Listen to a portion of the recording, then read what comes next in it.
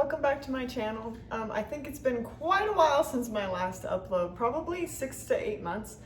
But I decided I wanted to get back into trying YouTube again, just making videos and trying to be an encouragement for other women, especially anybody that's a homeschool mom or somebody that is really interested in homemaking and making their own foods from scratch. That is a big thing that I really enjoy. It's pretty much one of my hobbies.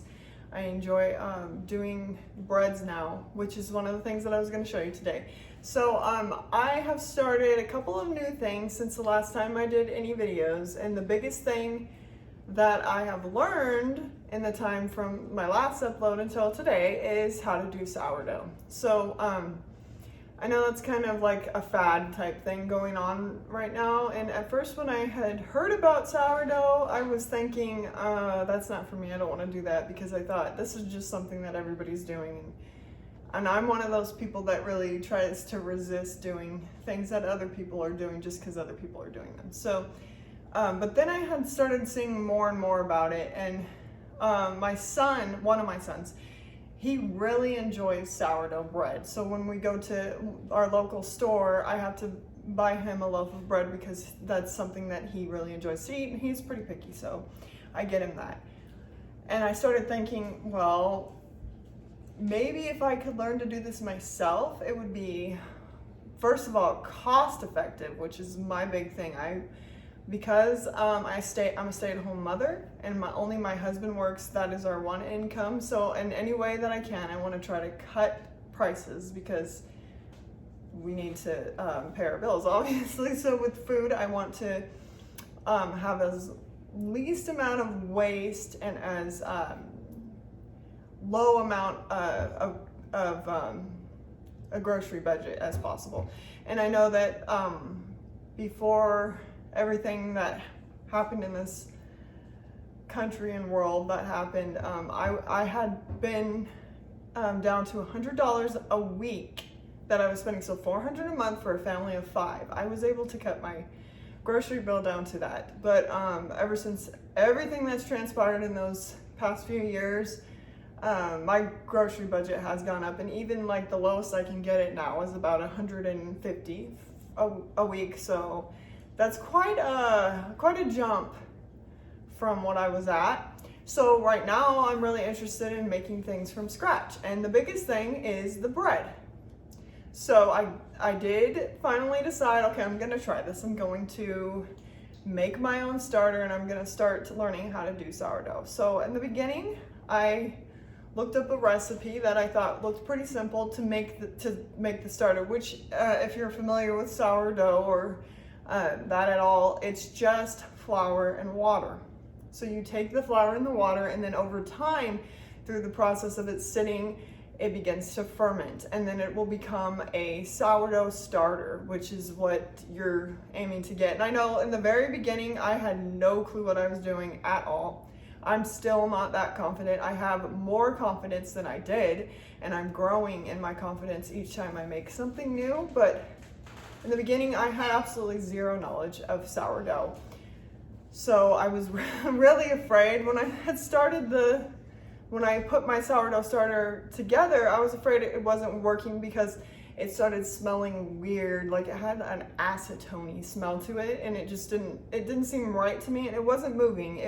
I thought, okay, it would start getting puffy and bubbly fairly quickly, but no, it took about 9 to 10 days, and then between that time, I had become really concerned. I was like, I'm not doing this right, this isn't gonna work. But I kept reading and doing a ton of research, and everybody said that these things were normal, just keep feeding it, you know. But of course, there's that occasional, total failure, and I'm thinking, well, that's probably gonna be me. But I continued to feed the starter, and by day 9 or 10, I think it was day 9 or 10, it started to bubble up, and the smell was really, really nice. And I was like, okay, this is great, it's working. I'm gonna be able to add this skill because I want to be able to do things. I want to be able to have skills and to be able to do things on my own that I don't have to always depend on the store or and like my husband, and he's learning more about cars because of the mechanics and all of that, just to not only to cut the prices, which is a huge thing, but also because we want to have these skills and we want to pass them on to our children and then have them pass them on to their children and so on. And so we're really thinking more long term. So the sourdough started working, and I began trying recipes, and I actually ordered a book called The Perfect Loaf, and in that book he gets really precise, and he takes it into like the science and the math, which I thought was really could be a really good help for me with homeschooling my kids, teaching them those things. And I'm not really completely there with that, but I do find it fascinating, and I want to get to that point where I'm able to calculate everything down to the T, where everything will always come out exactly like I want it to, which is pretty much, I think, the goal for anybody that's cooking. They want to be able to get it to a science so that they can always produce the same level of product, basically. So I'm right now though, I'm just trying to figure out how to get the texture and the taste to be like cohesive and something that that my family would enjoy. That's the big thing too. You need to enjoy it and not just do it just to do it. So today I'm going to feed my starter, and if anybody's interested, I'll show you how I feed my starter. I generally feed my starter every other day, but sometimes every day. I don't go longer than every other day, because if you go too long, you'll risk mold. So for me, I don't go longer than a day, or skip a day. I'll go one day, not the next, and then the next I have to feed mine, especially because I live in a hotter climate. So I'll show you how I feed my starter, and then I may show you how I make a recipe with it. And then also you can use the discard for things too. So far I've made pancakes, crepes, scones, pumpkin scones, and those were really good. It doesn't add sourness to some of these things. It's just a textural thing. I've made a pie crust thing. It's not a pie crust, but it's similar to one where you put the fruit on the top, and I can't remember the name right now. The name escapes me. But anyway, I've made that. Did I say pancakes and waffles? Those my kids love, the pancakes and the waffles. And then crackers. And just with the discard, it's really, it's the textural part of it. It just makes it softer. So it adds flavor too. It just depends on how you put it into the recipe. But you can change any of those things. So anyway, I'm going to show you how I feed my starter, and then I will probably, in this video, if not in this video, it'll be in another video, show you a recipe with the sourdough starter in case you're interested and this is something that you wanted to try. So let's do this. All right, so here is my starter. I actually named my starter Herman. I keep it in a wide mouth mason jar with a coffee filter and a rubber band over the top, just because you don't want it to be too stuffy in there. And this is what it looks like before I feed it. It's got a little bit of a skin just from being kind of dried out, but I personally scoop that off and throw it away. So let me do that, and then I'll show you the next part. Okay. So for this part, you need like something to pour. For me, this is how I do it. I'm sure there's tons of other ways other people do it, but for me, this is what seems the best and works the best. I'm going to pour this out, Herman, all of my starter, into this bowl. And then I'm going to take it on to this scale. I'm going to put it into grams. Once I put it on here, I'll tear it out, and you'll see I will do 50 grams of water, 50 grams of starter, 50 grams of flour. So here we go.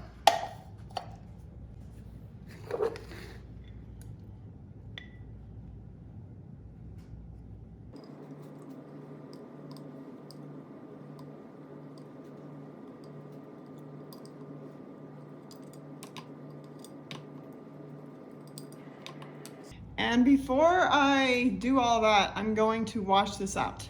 It doesn't have to be perfect, but I do wash it out almost every single time. On here, and see, it's still got some stuck to the side, which is just what happens with the flour in the water.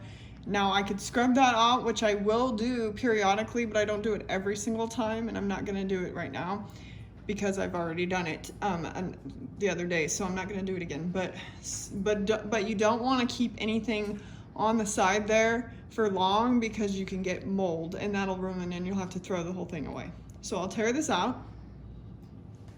Then I'm gonna add, I do 50 grams, everybody's different. A lot of people, especially like from the book that I read, that I have, The Perfect Loaf, they keep a separate leaven that they make for the recipe, and they just keep this as their main starter. But you can just take some of it, you know, and add to it. So about 50 grams, tear that out. This is just Walmart brand, but it is unbleached all-purpose flour, which is what I use. And then I'm gonna do 50 grams in there of the flour.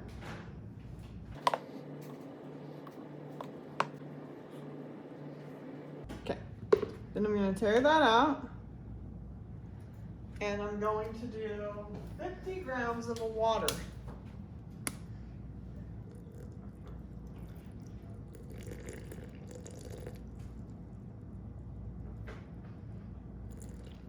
Okay, so there we go. And then I'm gonna take it, I'm going to stir it up. Try to get all of the flour mixed in there. And then it will sit, and depending on what your recipe calls for, you know, generally, especially with like you gotta take into account temperature and humidity, but generally for me, it takes about 12 hours, especially if I don't feed him every single day, every single day. It'll take about 12 hours for it to get to the point where I can bake with it. But put that back on, and then I put it in a warmer spot. Now, if it's hot, since we're coming into spring and summer, we're gonna have to move it. But I do keep it on my stove right now. But I know I need to move it soon because if it's too hot, it'll what do you call it? Ferment too fast, and then if you need to use it later, you'll have to redo it. So, but that's how you do it. Anyway, if you enjoyed this, if you want more kind of sourdough things, let me know. Thank you guys for watching, and I hope you have a blessed day. Bye.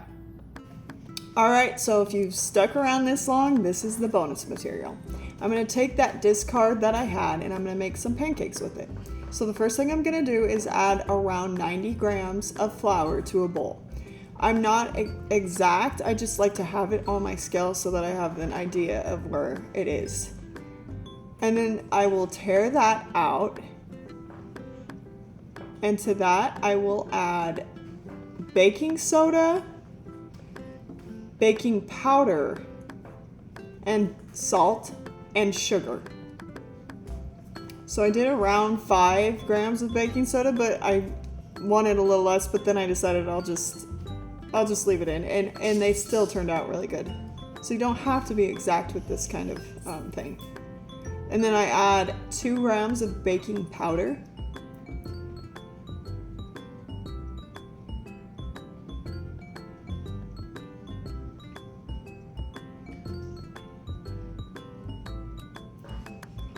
And then to that, I will add salt and sugar. I did about 4 grams of salt. I missed it right there, but it was 4 grams of salt. And then I'm gonna do around 20 to 25 grams of sugar. It might have been 26, we'll see. Yes, it was. And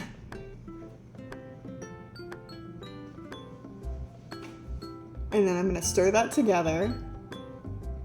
Just mix it in so that you don't get any clumps of the baking powder or the baking soda. And then I'm gonna take my bowl and I'm gonna add my discard, which was 125 grams. And then to that I'm gonna add 1 egg. And then to that I'm gonna add milk, and I did a little, about a half a cup, and I think it was like 120 grams of milk, somewhere around there. And then I'm just eyeballing the vanilla here. It's just, and it's the imitation vanilla because that's like $1, and to me, I still taste the vanilla, so that's all I'm really looking for in this particular recipe. And you can leave it out if you don't like it. And then I'm just gonna get my whisk and stir all that together. And then once that's well incorporated, you can add the dry ingredients to it. I don't usually do separate bowls. I only did it for the video. I would just normally just put it all together in one bowl just to save myself some dishes. That's just realistic cooking, you know. Most of us were just trying to get food for our families. We're not you know, professional chefs. But yes, I do want to build my abilities, so I do it when I feel I have the energy to do it. So now I'm gonna incorporate that very well together. And then I'm gonna get my pan. I'm gonna spray it liberally with cooking spray, or you can use butter here, which is what I'll do on special occasions. And then I used about a half cup mesuring. You don't have to measure it. I just do that because it's easy to scoop it out and then try to make it round or whatever. If you like a different shape, that's fine. They don't need to be perfectly round. These are for taste. And then once they're done, I put a pat of butter on top of them, and then I put syrup on top.